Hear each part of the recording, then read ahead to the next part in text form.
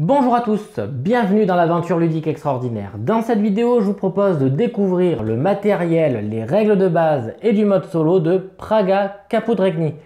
Mais avant d'aller plus loin, sachez que comme tout petit créateur de contenu, chaque abonné et abonnement reste la meilleure source de motivation possible. Alors, je compte sur vous.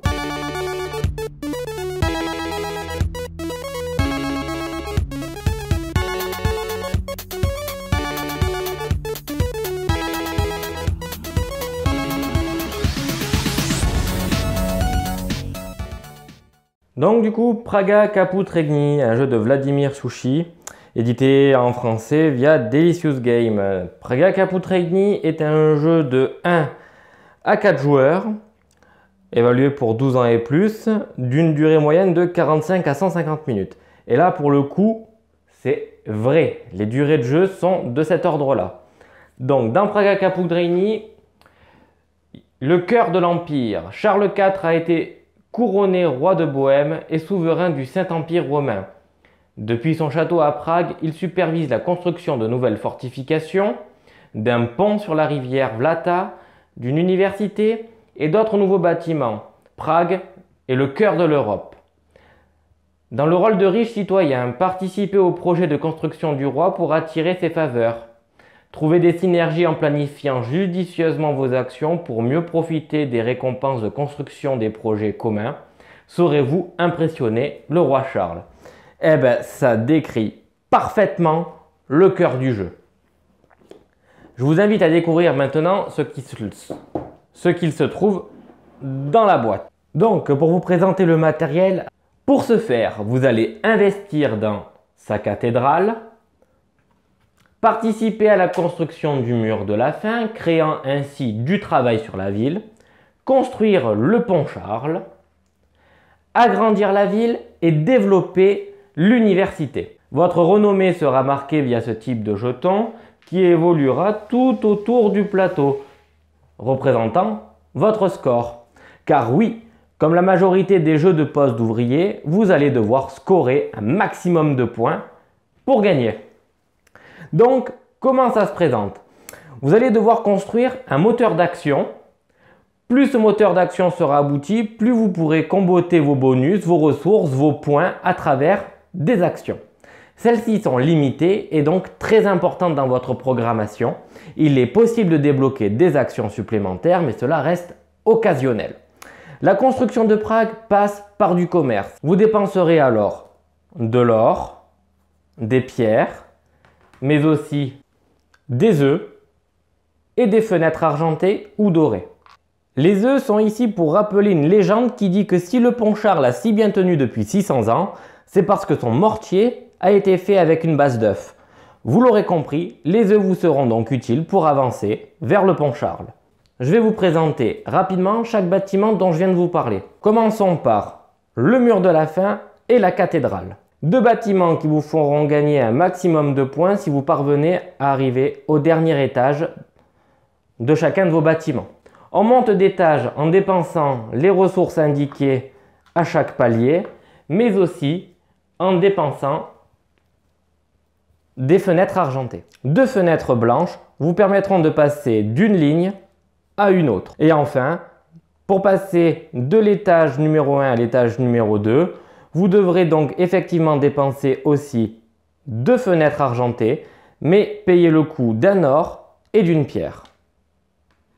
Si vous venez à utiliser les bonus de déplacement comme celui-ci, vous allez pouvoir monter sans avoir à dépenser les deux fenêtres argentées, mais vous devrez quand même payer le coût de l'or et de la pierre. Il en va de même pour le mur de la faim. Sur chacun des bâtiments, vous allez vous déplacer donc dans la verticale. En fin de partie, plus vous êtes haut, plus vous scorez un nombre important de points. Mais ce n'est pas tout. Il y a aussi des colonnes qui vont vous permettre de débloquer des bonus qui va croître plus vous vous déplacerez à l'horizontale. Sur ces deux bâtiments, vous allez constater deux couleurs, rouge et bleu. Donc au cours de la partie, vous allez acquérir des jetons rouges et bleus. En fonction de votre bâtiment et du niveau de colonne dans lequel vous vous retrouvez, chacun de ces jetons va voir son prix ou son score évoluer. Si je prends par exemple la cathédrale, tous les jetons rouges qui se retrouveront dans la colonne qui est par exemple la plus à droite pour son cas, par exemple ici, chacun de ces jetons rouges représentera 4 points. Vous avez réussi à en acquérir 4, vous faites 4 x 4, ça vous fait 16 points. C'est énorme. Il en va de même pour notre mur de la fin, où plus vous allez vous trouver sur sa gauche, votre jeton bleu va acquérir un nombre de points lui aussi élevé entre 1 et 4, tout comme la cathédrale. Donc vous l'aurez compris, ces deux blocs sont des machines à points colossales. On ne les sous-estime pas au cours de la partie. Du coup, comment on acquérit ces jetons rouges et bleus? Ici, il suffit de combiner les symboles bleus et rouges en ville ou dans vos remparts. Par exemple, pour la ville qui se développerait ici, quand vous allez acheter des bâtiments, j'y viens plus tard, vous allez avoir un petit symbole. Une fois que vous allez le faire combiner avec un autre symbole, lorsque vous construirez des bâtiments, vous allez acquérir un jeton bleu dans ce cas-là et vous allez acquérir 2 jetons bleus lorsque vous viendrez à compléter le symbole en intégralité. Il en va de même pour les rouges, pour la construction de vos remparts sur votre plateau personnel, j'y viendrai plus tard. Au Ponchard, vous allez utiliser ces jetons-là. Au départ, vous commencez sur la route. Chaque checkpoint vous obligera à réaliser une action parmi ceux qui est représenté sur la gauche du checkpoint. Une action est obligatoire. Là, par exemple, pour le premier niveau, vous allez devoir dépenser un œuf pour améliorer une mine de pierres ou de trésors. Et vous gagnerez 2 pierres et 2 ors. Très fort. Débrouillez-vous pour la route de toujours utiliser un œuf. Leurs dépenses apportent de gros bonus qu'il ne faut surtout pas sous-estimer. Donc, une fois arrivé au pied du pont Charles, vous commencerez à bâtir réellement le pont. Chaque tuile, donc vous allez piocher une tuile, donc vous allez piocher 3 tuiles à chaque fois, en choisir une que vous viendrez placer sur votre pont et bénéficierez du bonus du pont aussi. Il en va de même pour les tuiles dorées. Vous allez parmi les 3 qui sont présentées en choisir une et viendrez la poser sur le pont. Et donc, ce sera votre placement final sur le pont. C'est-à-dire que vous n'aurez que la possibilité d'acquérir 2 tuiles maximum sur le 10 pont. Les bonus donc de ces tuiles rapportent beaucoup en fin de partie, encore une fois, à ne surtout pas sous-estimer. Pour construire la ville, il va falloir des emplacements spécifiques, représentés par des places. La couleur, et c'est ce qui m'a surpris au début, des places est représentée par la couleur des petits bâtiments. Prenez-en note, c'est très important vu que ça n'est pas spécifié. Donc, pour une partie à 1 ou 2 joueurs, il va y avoir des emplacements obligatoires à venir remplir et d'autres qu'on va délaisser forcément. Par exemple, pour une place de couleur bleue, vous viendrez y poser votre place ici, qui sont recto verso. Ces emplacements de base, appelés places, sont divisés sur 2 parties. La partie villageois, campagnard de la ville de Prague et la ville, on va dire, un peu plus riche à l'intérieur des remparts. Du coup, on comprend bien mécaniquement et thématiquement que les places qui sont à l'extérieur du rempart coûteront moins cher que les places qui sont dans les remparts. Maintenant, comment on construit la ville? Il va y avoir un système de tuiles à acheter dans un marché, représenté ici. Pour construire la ville, nous allons utiliser des tuiles bâtiment ville, représentées par ces tuiles orange. On va en avoir 3 standards et une pile de tuiles avec un petit S qui sont les tuiles bâtiments spéciaux. J'y reviendrai plus tard. Ces bâtiments coûtent plus d'or que de pierre. Il faut toujours essayer de compléter les places pour avoir un maximum de points. C'est-à-dire que vous allez développer votre ville en venant y développer des bâtiments autour des dites places. La dernière personne qui va venir construire une tuile sur une place va déclencher un événement bonus et seulement les personnes qui ont un droit sur la place vont venir acquérir les bonus de la dite place. Comment on revendique un droit? Vous allez voir que sur certaines tuiles, notamment pour les tuiles villes, il va y avoir des tuiles avec une cathédrale. Vous allez venir y poser un cube dessus, disant que vous allez revendiquer un droit sur la place.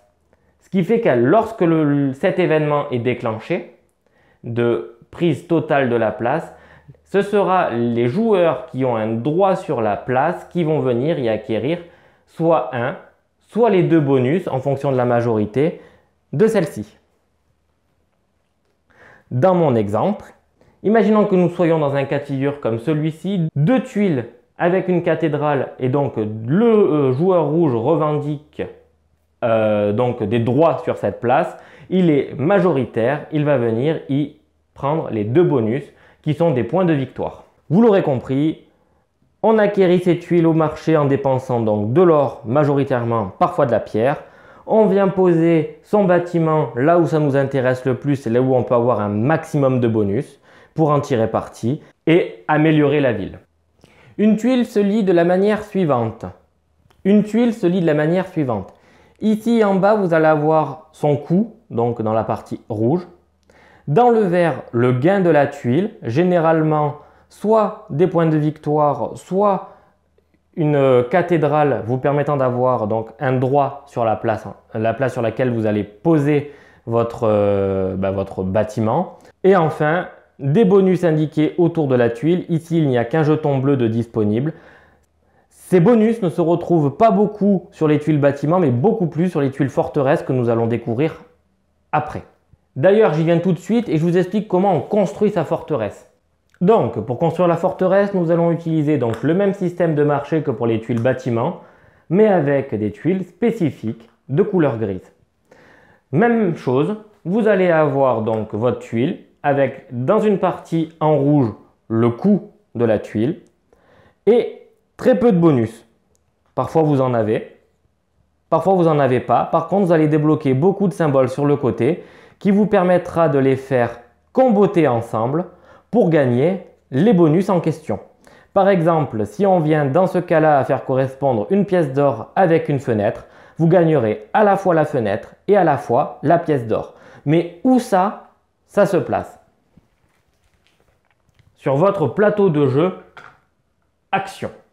Donc, ce plateau de jeu reprend l'ensemble des actions disponibles dans le jeu Praga Caput Regni. Et vous allez venir placer vos tuiles que vous aurez achetées tout autour de votre plateau de jeu. Suivant la disposition des tuiles de votre forteresse, vous allez acquérir plus ou moins facilement des bonus. Ceci dit, une fois qu'elles sont posées, on n'y touche plus. Donc, réfléchissez bien et ça se construit tout autour. Vous n'êtes pas obligé, lorsque vous achetez une tuile forteresse, de venir les coller de suite. Non, vous pouvez très bien construire en mettant une d'un côté et une complètement à l'opposé. Alors, pourquoi est-ce qu'on a besoin d'acquérir ces bâtiments forteresses? Parce que ces bâtiments forteresses sont aussi les seuls qui vous permettent de débloquer le symbole bleu. Pareil que pour la cathédrale, d'accord? Le symbole rouge, c'était un accès sur la cathédrale. Je ne l'ai pas précisé et c'est pour ça que je le précise de suite. Quand vous avez un marqueur rouge donc de disponible, que vous venez de poser votre bâtiment, vous allez aller sur la cathédrale et vous déplacer à l'horizontale. Il en va de même pour les tuiles forteresses. Lorsque vous achetez une tuile forteresse, vous déplacerez à l'horizontale ici. Donc vers la gauche pour les forteresses, vers la droite pour la cathédrale. Petit récap sur les tuiles forteresses. Elles sont de couleur grise. On les met sur son plateau d'action personnel. Même système avec des tuiles de bâtiments spéciaux. Ensuite, je vous ai parlé de votre participation à l'amélioration de l'université de Prague. Cette université se trouve sur votre plateau de ressources personnelles. Dans la colonne ici, l'université est représentée par le petit chapeau. Vous allez avoir un curseur qui sera au bas de chaque colonne. L'idée, vous l'aurez compris, est de le faire monter le plus possible. Sur la partie gauche, vous allez avoir un petit livre qui va représenter votre degré de savoir, de connaissance en technologie ou dans philosophie. Et sur le côté, votre niveau à l'université. Ces deux colonnes sont complémentaires. Elles scorent des points ensemble en fin de partie via un système de multiplication. À savoir que pour la colonne de l'université, vu que c'est quand même l'objectif du jeu, c'est améliorer l'université de Prague, le multiple 1 commence seulement à partir d'ici. Il faut donc absolument développer votre université, au moins jusque-là, pour pouvoir profiter des bonus du savoir que vous allez acquérir tout au long de la partie. Si vous êtes à ce stade-là, vous allez faire 0 x 8, ça fait toujours 0. Alors que si vous l'aurez monté ici, ça fait 1 x 8, vous faites 8 points. Tout au long du développement de votre savoir, vous allez acquérir des tuiles savoir qui sont représentées par ce système de tuiles-là, numéroté de 1 à 4. Ces tuiles représentent des petits livres sur lesquels vous allez acquérir des bonus. Voilà les tuiles savoir en question. Ça commence à prendre beaucoup de place sur le plateau de jeu. Sachez qu'en cours de partie, je vais bien tout séparer. L'idée ici, c'est quand même de vous montrer le matériel. Maintenant, on va repartir avec ce tableau d'actions. Il récapitule donc toutes les actions du jeu rappelées sur cette grue. Oui, ça s'appelle comme ça. La clé de ce plateau de jeu réside dans le développement de votre forteresse, mais surtout de la tuile amélioration d'une action qui est ici. Cette action vous permet d'aller choisir une tuile ici, une tuile amélioration d'action. Comme toutes les autres tuiles, vous allez avoir un marché sur lequel vous allez avoir des tuiles standards et des tuiles spécifiques. Cette action, donc amélioration, permet d'aller choisir une tuile ici et de la prendre sans coût. La nouvelle tuile obtenue viendra se mettre dessus l'ancienne action. Par exemple, ici, j'ai pris l'action amélioration d'action. Elle vient se mettre dessus. Elle va me permettre, lorsque je ferai l'action amélioration, de transformer une or en une fenêtre argentée. Elle me fait gagner un point dans mon université et me fait gagner aussi des bonus sur le côté. Donc, à vous de bien l'orienter pour ensuite aller choisir les bonnes tuiles forteresses qui viendront se construire tout autour. Attention tout de même à ne pas trop s'éparpiller. Vous ne pourrez pas tout acheter, tout améliorer, au risque sinon de perdre du temps et donc des actions et donc des points. Je vous détaillerai chacune de ces actions au cours de la partie. Comment on paye ces bâtiments? Grâce à nos mines d'or et nos mines de pierre. C'est représenté sur ce plateau de jeu personnel à votre couleur. En bas, dans cette ligne, c'est votre mine de pierre et en dessous, votre niveau, votre quantité de mine d'or. Lorsque vous ferez les actions acquérir une mine, vous allez avancer donc sur la ligne en question. Et plus vous allez avancer, plus vous allez pouvoir acquérir de bonus et de stock lorsque vous ferez l'action récupérer l'or ou la pierre pour la stocker dans vos grues personnelles. Donc la grue pierre, la grue or. On commence la partie avec un stock de 2 or et 2 pierres et avec 3 mines d'or et 3 mines de pierre.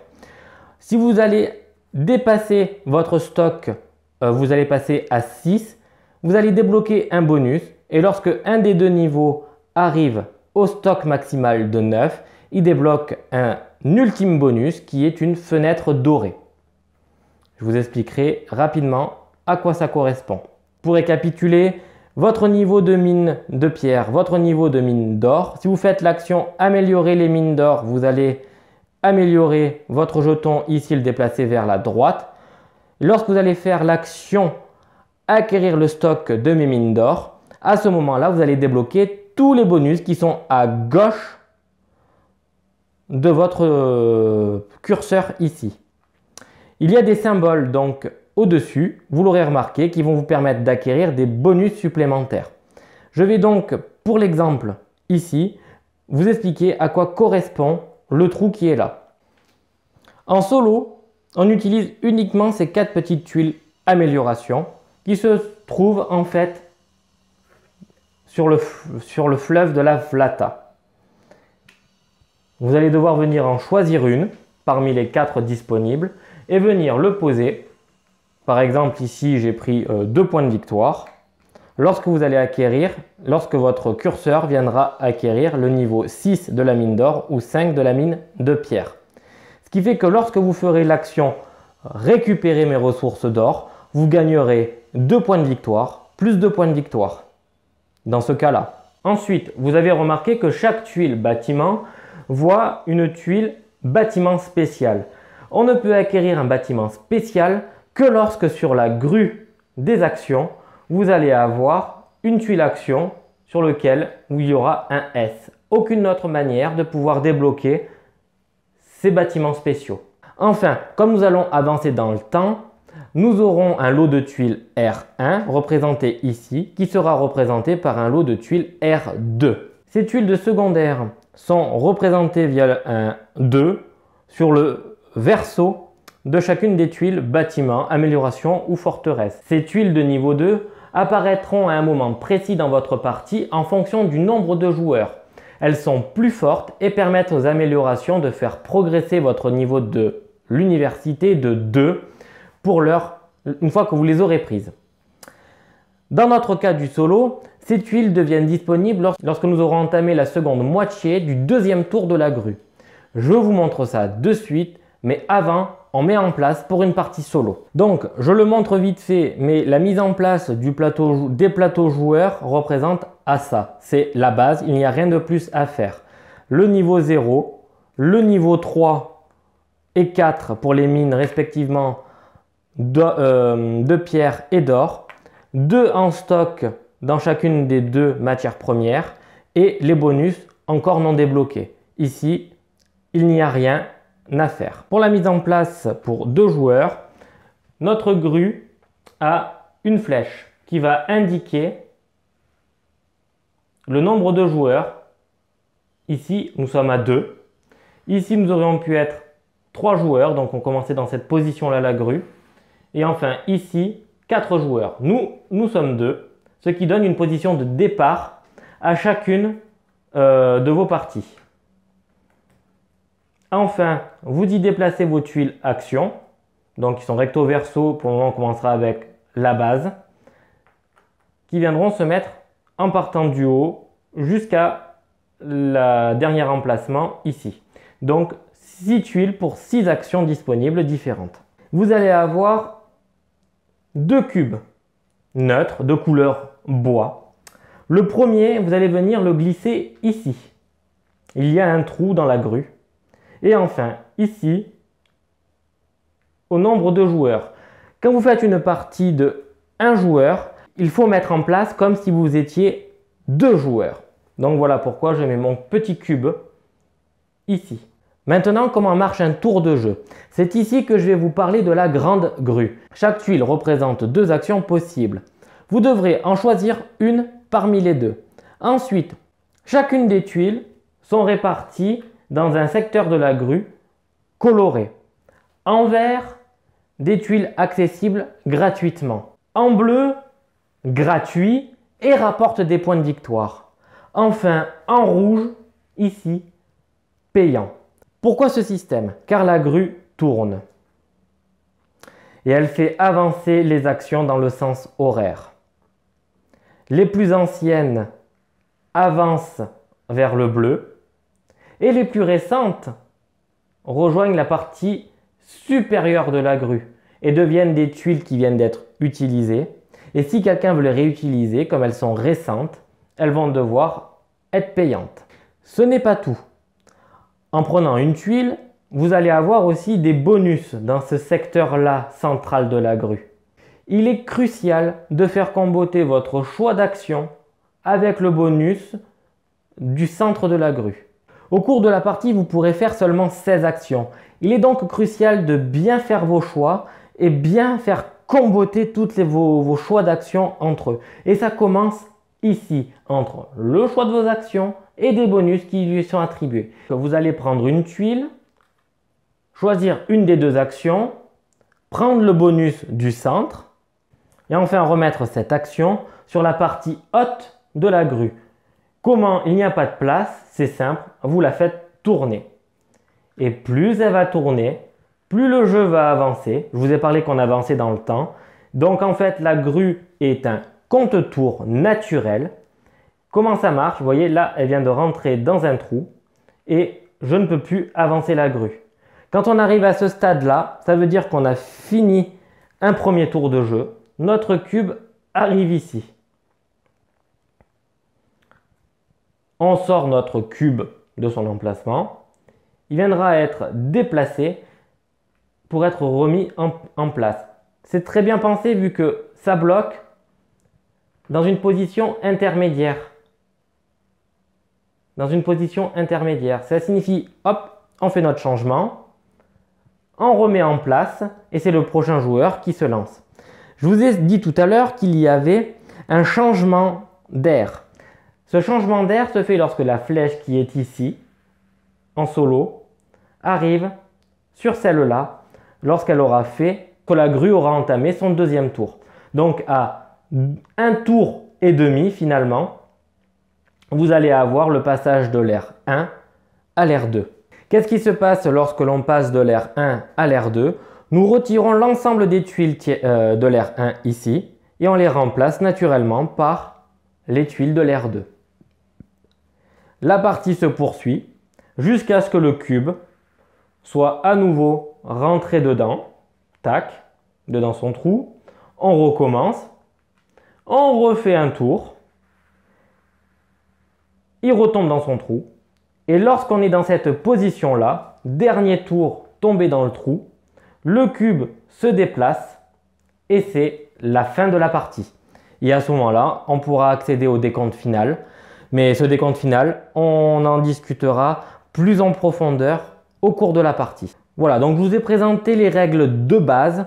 Je vais rentrer dans le solo. Donc le solo, il se trouve très facilement en français et avec une application web que je vais vous mettre dans la description de la vidéo.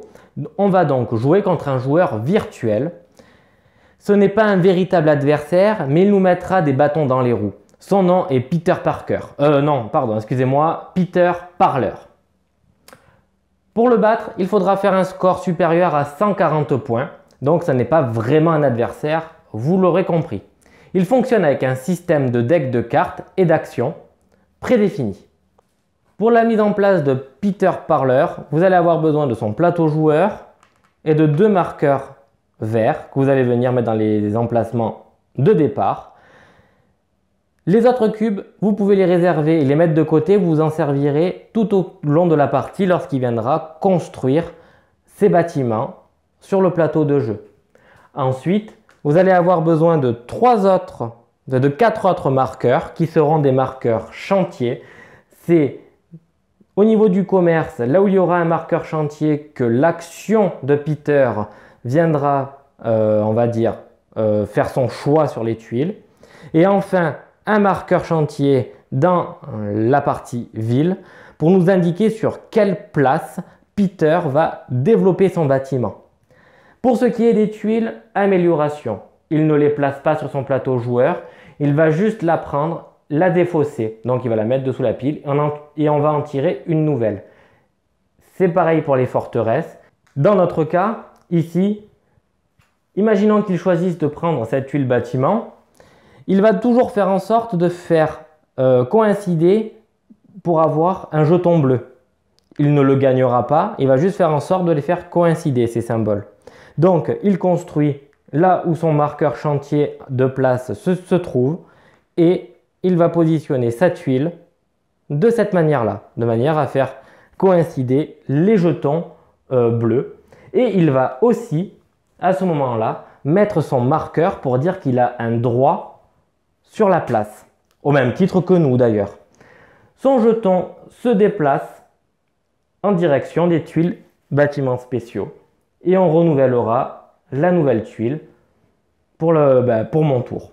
Une fois qu'il a construit son bâtiment, chaque bâtiment évidemment a un coût. On prend le coût générique de la tuile, par exemple ici 4 or, mais ici il y aurait eu 2 ors et une pierre.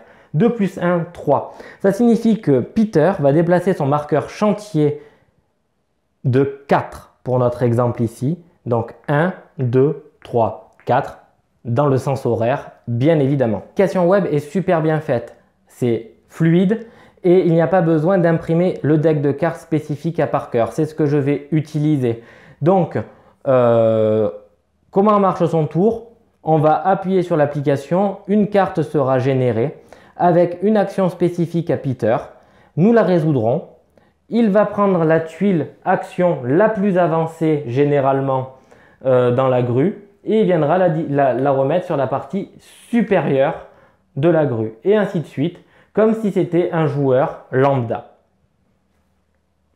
Je rentrerai en détail au niveau des tuiles, je rentrerai plus en détail au niveau du paquet des cartes actions de Peter Parker lors de la partie. Voilà, ce sera tout pour cette découverte de Praga Caput Regni.